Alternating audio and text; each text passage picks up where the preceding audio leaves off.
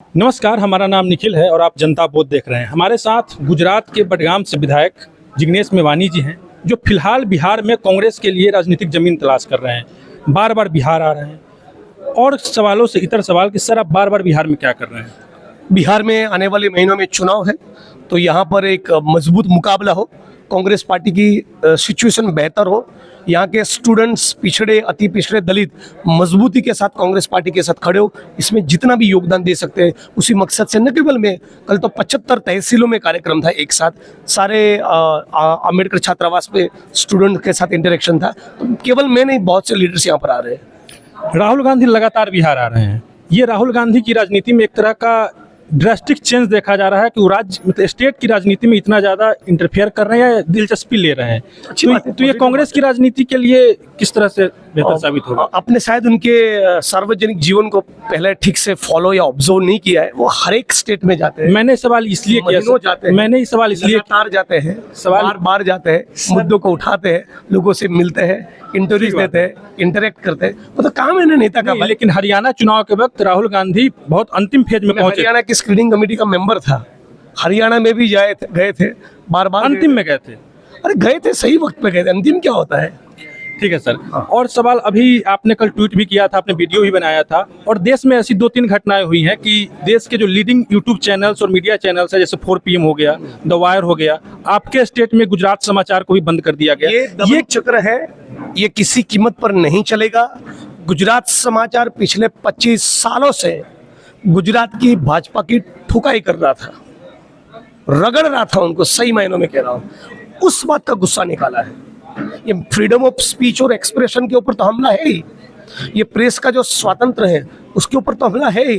लेकिन 25-30 साल से गुजरात समाचार जो लिख रहा था, उसकी भड़ास मोदी की सरकार ने ईडी के माध्यम से निकाली है। तो क्या मतलब इसका क्या परिणाम है? गलत है, बहुत ही सरासर गलत है। 4 PM हो, गुजरात समाचार हो, कोई भी तहसील लेवल का छोटा सा यूट्यूबर क्यों दबाने की कोशिश करे सत्ता? यदि सत्ता के स्थान पर बैठे हुए लोग गलत नहीं कर रहे हैं तो किस बात का फिक्र है, क्यों डर है? और गुजरात समाचार जिसके बारे में बात करो, उन्होंने मेरे खिलाफ भी लिखा है। मैंने अच्छा काम किया है तो वो भी लिखा है, मैंने गलत स्टेटमेंट दिया है तो उसको क्रिटिसाइज भी किया है। पत्रकारिता का यही तो रोल है। उसके बावजूद आपने ट्वीट किया और वीडियो बनाया। उसके बावजूद, और कल को भी मेरे खिलाफ लिखे गए, तब भी उनके ऊपर दमन हुआ तो मैं लिखूंगा उनके समर्थन में। आपका काम पत्रकार के तौर पे मुझे तीखे सवाल पूछना भी है ना, क्रिटिसाइज करना भी है। तो कल को यहाँ की पुलिस आपको टारगेट करे तो चूंकि आप मेरे खिलाफ कोई शो किए थे, मैं आपके लिए ना बोलूँ, ये नहीं हो सकता है।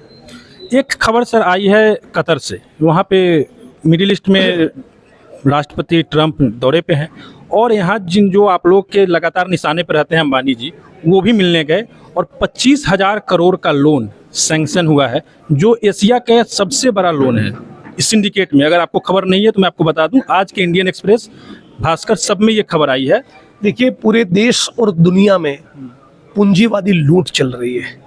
उद्योगपति और कॉरपोरेट घरानों के मालिक हिंदुस्तान के और पूरी दुनिया में दबाकर संसाधनों को लूट रहे हैं, और इन लूटोरे उद्योगपति, पूंजीपतियों के समर्थन में सरकारें हैं। कहीं पर मोदी है, कहीं ट्रंप। ये सवाल मैंने आपसे इसलिए किया क्योंकि एक बयान वायरल हुआ कि जिन्होंने कहा कि व्यापार रोक दूंगा अगर सीज फायर नहीं हुआ। तो क्या इस तरह का कोई लिंक देख पा रहे हैं अंबानी का? डॉट कनेक्ट करने का मन कर रहा है, आपका इशारा मैं समझ रहा हूँ। हो सकता है मोदी जी ने अपने दोस्त को बचाने की खातिर कोई बड़ा सौदा कर दिया हो, ये नामुमकिन नहीं है। एक तरफ अडानी के लोग मिल रहे हैं ट्रंप के एडमिनिस्ट्रेशन की, मोदी मिल रहा है नहीं, अडानी के लोगों का वहाँ जो अडानी जी के पास जो पैसा है वो किसका है? इन्हीं का तो है।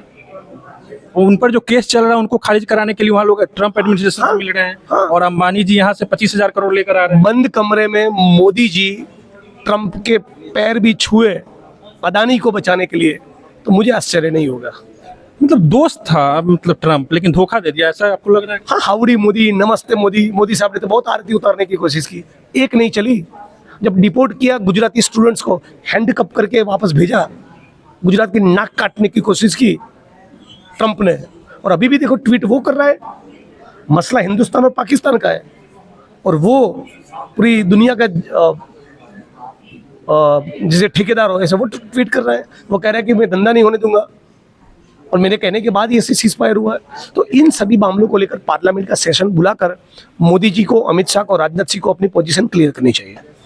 धन्यवाद। आप देख रहे थे जिग्नेश मेवानी जी हमारे साथ थे, हमने उनसे बात की और बिहार में थे, लेकिन बिहार की राजनीति से इतर जो राष्ट्रीय राजनीति में जो बातें चल रही हैं उसको लेकर हमने बातें की। आप जिग्नेश मेवानी जी को सुना। आप अपने कमेंट हमारे कमेंट बॉक्स में लिख सकते हैं। आप जनता बोध देख रहे हैं, हमारा नाम निखिल है। आप हमारे वीडियो को अगर पसंद करते हैं तो इसे लाइक करें।